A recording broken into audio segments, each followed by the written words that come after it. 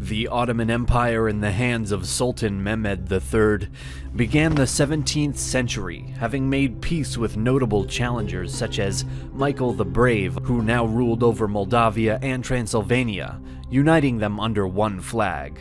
However, conflict still persisted elsewhere.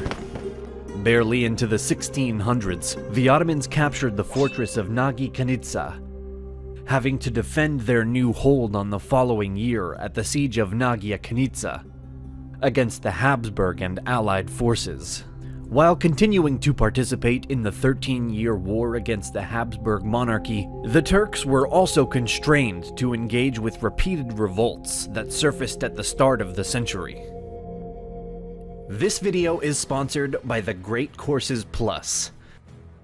Because I like to create videos about history, I also seek to know more about this topic every day. But regardless of your passions, learning new things should be an important goal in life. The Great Courses Plus is a subscription on-demand video learning service with top-notch courses from top professors from great universities and other experts. Through your subscription, you get access to over 11,000 video lectures about anything that might interest you. From finance to music, you may find so many great lectures to watch. I recommend a great course about history called The Great Tours, Greece and Turkey from Athens to Istanbul. In this course, you can find one of the most interesting destinations in the world, which is located in Greece and Turkey, where the history of the place is presented. The Great Courses Plus is giving our viewers a great offer of a free trial. You can support our channel and also learn new things by clicking on my link in the description and subscribing to the Great Courses Plus. Adding a third front to the Ottomans' current situation in the fall of 1603, war broke out once again with the Safavid dynasty of Persia, making the death of Sultan Mehmed III that December even heavier a loss for the empire. At only 13 years old, Ahmed I was next to take the title of Sultan, following his father's death. Likely due to his age, Sultan Ahmed made an unprecedented decision in favor of sparing the life of his brother, Mustafa, opposing the expected act of fratricide demonstrated by his predecessors as a way of avoiding future dissension over the throne. The young sultan chose to keep Mustafa alive, an act which prevented a potential end to the dynasty. Given that Ahmed had not yet fathered any children to succeed him. Nonetheless, getting right to work, Ahmed focused his attention on the raging Ottoman-Safavid War, sending an army from Constantinople in June of 1604 to confront their antagonistic foe. Having arrived later than they should have, the Turks failed to prevent the Safavids from capturing Yerevan and advancing forward. Some arguably poor decisions on the Ottoman side ensued, all but throwing away a year of precious time and opportunity. By 1605, the war continued to wage on and prompted the Turks, under the command of Mehmed Pasha, to form a temporary allegiance with Stephen Baki, Prince of Transylvania, who had requested assistance from the Ottoman Empire. Still, as a consequence of ongoing struggles from multiple angles, including more revolts in Anatolia, Sultan Ahmed was forced to concede to the Treaty of Sitva-Torak in 1606 with Austria, recognizing the Habsburg Emperor as his equal, and taking an axe to Ottoman expansion in Europe. Pressed even further to extend favorable commercial privileges to the Netherlands, France, and Venice, the young Sultan caused a significant blow to the empire's esteem.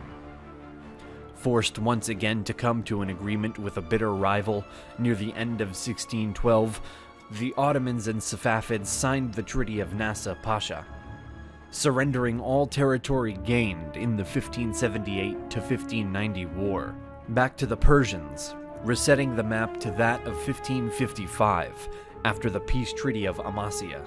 The same year also marked a renewal of non-violence with France, Venice, and England, as well as a novel trade treaty that was signed with the Dutch Republic. While scrambling to create a wave of harmony, Ahmed's attempts to calm the atmosphere within his sovereign borders through new regulations, religious donations, and architecture were mostly overshadowed. After a reign plagued with turmoil, Sultan Ahmed fell ill and passed away in November of 1617, leaving the unsteady empire under the watchful eye of Mustafa I. In an unusual occurrence, the death of the prior sultan left the throne open to multiple candidates, all of which resided at the sultan's palace. Due to Ahmed's son's age at the time, a court faction in favor of giving the title to Mustafa overruled the opposition and enthroned the new sultan. As the first brother to become sultan ahead of their predecessor's sons, Mustafa had minimal luck in restabilizing the empire. Often described as having severe mental abnormalities, Mustafa was influenced by his mother, Halim Sultan, who obtained notable direct power in his place. Nonetheless, after only a short rule, the Sultan was ousted by another court faction, who chose to instead replace him with his nephew, Osman II. Claiming the role in 1618, aged only 14 at the time, Osman II was aware of the desperate need to repair the current state of affairs within the empire. The young sultan first signed the Treaty of Sarav with the Safavids before personally leading an incursion into Poland, which had previously interfered with Ottoman vassal states during the Moldavian Magnate Wars. Though another treaty was necessitated by the Ottomans' loss at the Battle of Chotin in 1621, Osman was undeterred from his goal to mend the empire's prestige. Blaming the debased Janissary corps for what he deemed inadequacy during the previous ventures, the Sultan decided to close their coffee shops and slash their pay as punishment. Osman was unable to follow through on a plan to overhaul his current forces and create a more reliable army before the outraged Janissaries rebelled. Sultan Osman II was dethroned, imprisoned, and subsequently strangled to death, marking the first Sultan assassination performed by the Janissaries. Taking advantage of his nephew's downfall, Mustafa I regained his throne in 1622, immediately cracking down on all those who were involved in Osman's execution. Unable to maintain any level of control in the face of growing tensions between the Janissaries and Sipahi cavalrymen, as well as a revolt by the Governor-General of Erzurum to avenge Osman, Mustafa's mother ultimately supported a move to oust her son, on the condition that he not be killed in the process. Ahmed I's 11-year-old son, Murad IV, now ascended the throne in September of 1623. Though his first years as ruler were mostly dominated by his mother and grand viziers, Sultan's reign became a beacon of hope for the restoration of the empire's inner amity. And foreign conflict with tenacious ferocity, Murad was known for his heavy-handed brutality and tendency to only loosely follow the overarching Sharia law.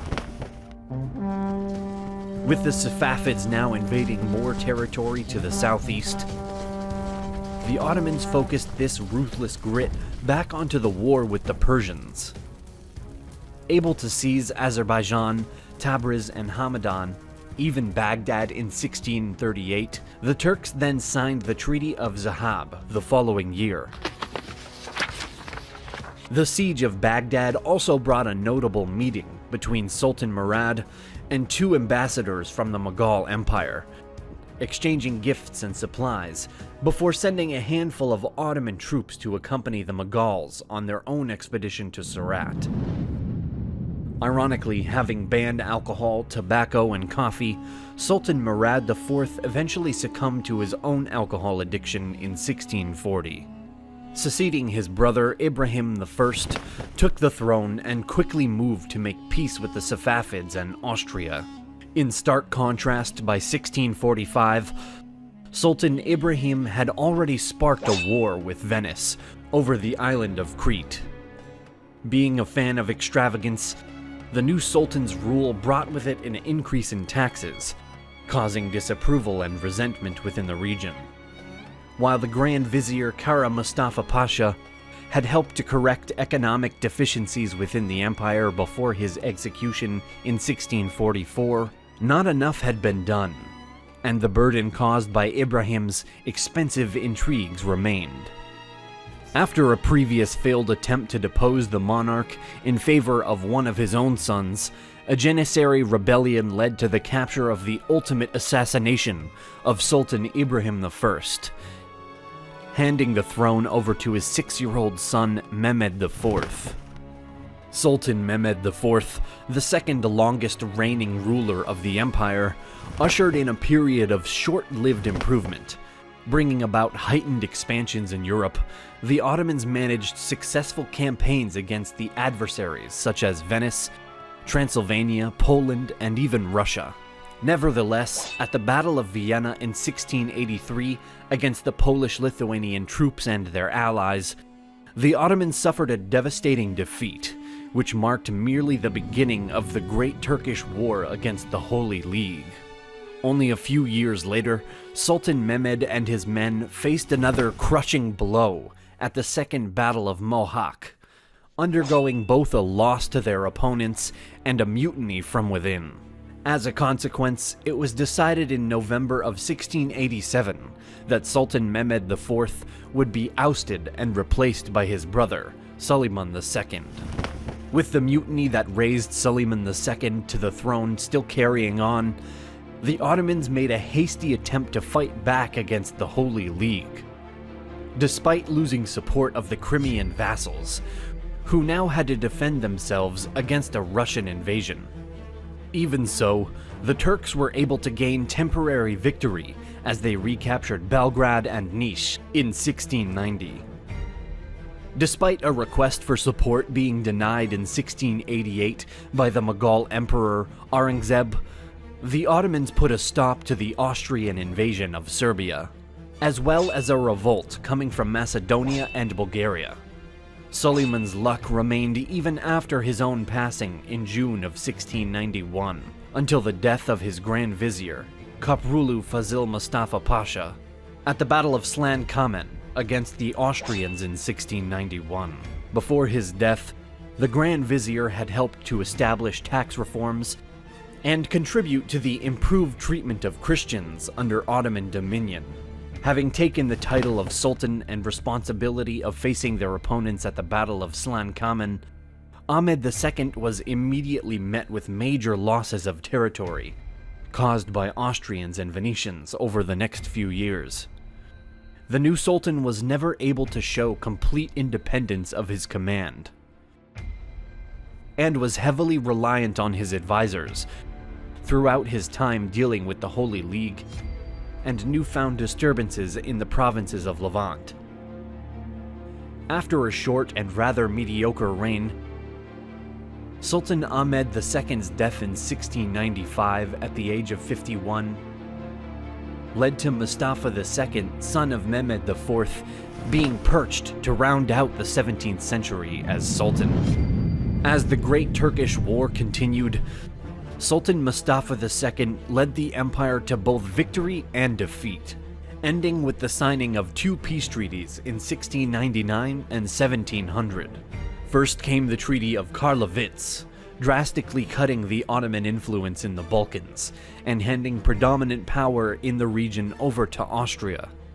The following summer, the Treaty of Constantinople was signed between the Ottoman Turks and Russia, confirming Russia's capture of Azov and ending the 17th century hostilities between the powers. With these compromises established, Sultan Mustafa II would remain on the throne for another 3 years to come. The 17th century was different for the Ottomans. If previously we discussed the expansion of this important empire between 1600 to 1700, the Ottomans experienced a lot of political turmoil and internal crisis, which led to instability and lost wars. From now on, the Ottomans will focus far less on conquests and more on protecting their borders. In the next episodes, we will cover the next chapters of the history of the Ottoman Empire, so be sure to subscribe to our channel and press the bell button to be notified when a new video is uploaded. See you next time.